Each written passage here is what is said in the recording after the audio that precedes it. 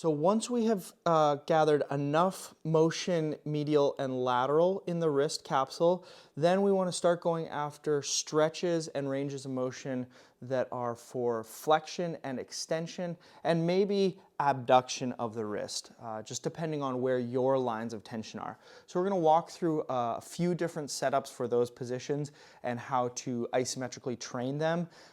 You'll want to find the line of tension that is juiciest or most clear for you, and that will be the one to train. So first off, we want to work on wrist extension. This is sort of the position you might be familiar with on the floor in quadruped, so you can start there. But with any of this wrist training, you don't want to immediately jump into fully loading your wrists. You want to rather instead sit back a bit so that you have control over that lean to help you find your stretch. So with the fingers pointing forward, you might find the stretch here, but I often find it helps to focus on just one wrist at a time. So that's the first piece. Shift weight only over to one side. Look for that stretch by leaning forward. If you don't find it, lean on back again and turn your fingers all the way around, externally rotating your arm to start. And notice as you now lean backward that you will get more tension along that stretched tissue, okay? That might be the targeted tissue for you. On the other hand, you can come out of that. You might rotate into internal rotation, so the fingers turn all the way towards your body. Elbow can bend here to start, so you can really wind up. And then before you sit back, start straightening your elbow and look for that tension there first. Then maybe shift body weight back any amount further to help you highlight and stretch that target tissue. Okay, now in any of these positions, I'm going to have Hannah stay here in this one. Any of those positions, our Pale's contraction would happen by making the pads of your fingertips heavier into the floor. You'd want to start that very light and ramp it up very smoothly because these are relatively small and delicate tissues that we're training. After you work the Pale's contraction for the time indicated, you'd switch over to a rails contraction, really focusing on making the kind of pads of your palm light first, and then asking those fingertips to get light as well, with the goal of contracting, finding a clear contraction for the closing side of the wrist. Okay? Now let that one go. Just realize that depending on the quality of the tissue in your wrist, we might ask you to only train the Pale's contraction for a duration of time, a few weeks, before you start to look for those rails contractions, so just keep that in mind. Moving over now into wrist flexion, this is basically all the shapes where the palm is now up to the ceiling and your wrist is folded the other way. So go ahead and start here with the fingers pointing towards you. Again, we'll just do one wrist at a time so you can really focus. And then take a moment to spread those fingers out and note if your fingers are bending, because that'll be the first place that your body tries to compensate. So lean shoulders forward enough that you can really locate a wrist stretch here. Okay. Your options, again, involve rotating further. So you could turn your fingers more to the outside, find that stretch or line of tension, or alternatively, you could turn your fingers more to the inside, leaning your shoulders kind of by feel.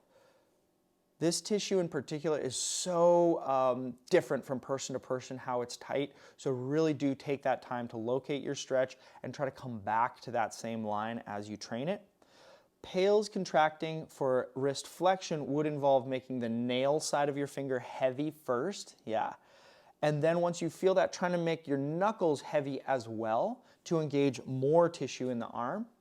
And then finally, you can imagine backhanding your hand away from you, sort of in the opposite direction from your fingers, and that should further intensify the Pale's.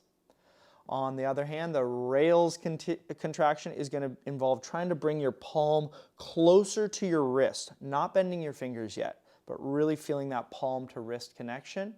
And then only once that's very clear, then you can try to make your fingers light. And we might even ask you to intensify this by trying to bend your fingers into a fist. Probably won't be possible, especially at first, but that's a great indicator of how functional that short tissue is. And then relax there, okay? Our final shape to hunt for lines of tension is going to involve wrist abduction. So you want to locate that webbing of the hand between your thumb joints and your index finger or pointer finger joints, and you're going to try to place that webbing on the floor to your side.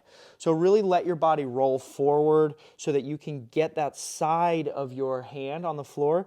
Another way to know is that your fingers should be pretty much stacked up here, pretty much vertical, and your body is in whatever kind of position you need.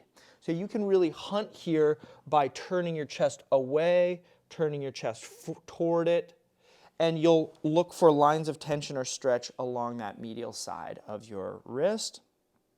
Okay.